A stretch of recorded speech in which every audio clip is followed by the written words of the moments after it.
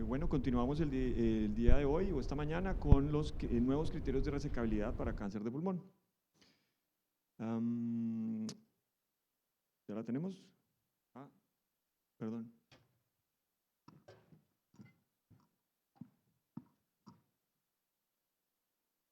Con respecto al estadio 3, los oncólogos piensan que nosotros los cirujanos conocemos el secreto para decidir quién es resecable y quién no, y nos lo guardamos para nosotros, como si no se los quisiéramos compartir.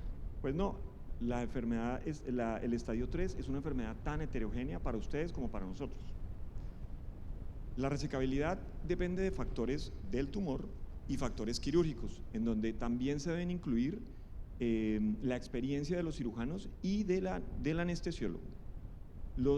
La operabilidad depende de los factores del paciente. Recientemente, la EORTC proporcionó la definición de resecabilidad de cáncer de pulmón de célula no pequeña, estadio 3, antes de cualquier tratamiento y para ser usada en ensayos clínicos. ¿Qué utilizaron? Esto está hecho para pacientes operables y que se podían llevar a lobectomía o a neumonectomía, excluyendo pacientes con Pancoast. ¿Qué hicieron? Entonces, una revisión sistemática, una encuesta internacional, una discusión de casos clínicos, una locura de cantidad de asociaciones, 550 especialistas y llegaron a las siguientes conclusiones. Primero, estos son los estudios mínimos que se deben utilizar para la estadificación del cáncer de pulmón. Quiero hacer énfasis en la estadificación invasiva del mediastino, que debe incluir EBUS, la combinación de EBUS o EBUS o mediastinoscopia. Y con esto ustedes en sus centros tienen que evaluar la posibilidad de tener estos estudios, estos procedimientos, y además de eso, ver cuál es la disponibilidad y cuánto se demoran los resultados. Adicionalmente, describen cuáles son las especialidades que deben estar en las mesas multidisciplinarias, en las juntas multidisciplinarias. Y aquí también quiero hacer énfasis en que la resecabilidad técnica la da el cirujano de tórax, pero la decisión final clínica en el contexto oncológico de cada uno de los pacientes lo da la junta multidisciplinaria. Llegaron a conclusión de esta tabla muy bonita y que voy a intentar explicar en menos de 3 minutos. Vamos a empezar de atrás para adelante. Pacientes N3 y resecables, pacientes N2 invasivos y definido invasión que el ganglio, no el primario, comprometa, tenga invasión a estructuras circundantes. Pacientes N2 bulky, definido bulky como ganglios con un eje corto menor a 2.5 a 3 centímetros y resecables. En algunos pacientes T1 y T2 lo dejan como no claro porque puede tomarse la decisión en el contexto de cada uno de los pacientes.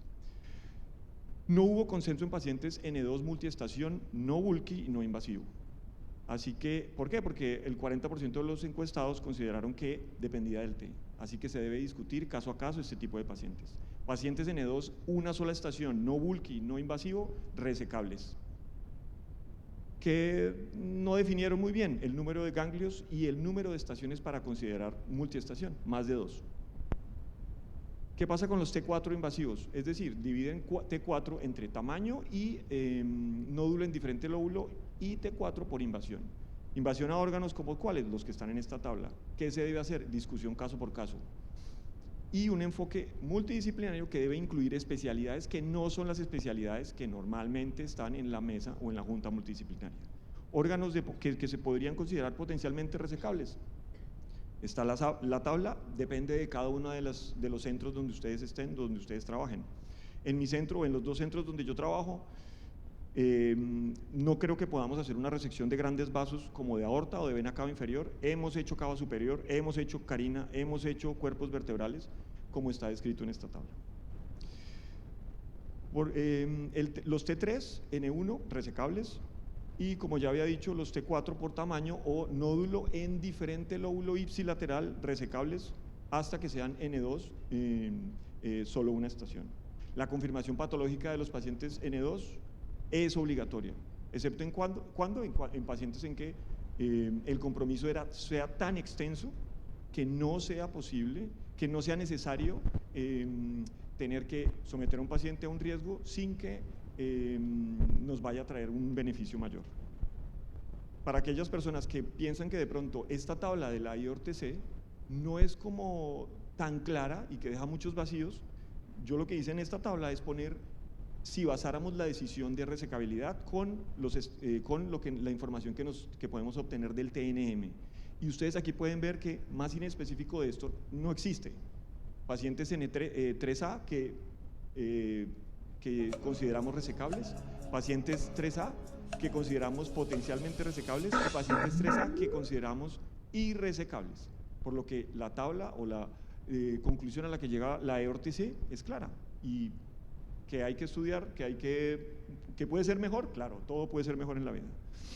Puntos para discutir, entonces hemos hablado de la definición de la resecabilidad, no hablé del papel de la neumonectomía ni de la biología molecular y creo que hice mucho énfasis en la importancia de una junta multidisciplinaria y en que el compromiso multiestación mediastinal tiene campo para futuras investigaciones. Muchas gracias.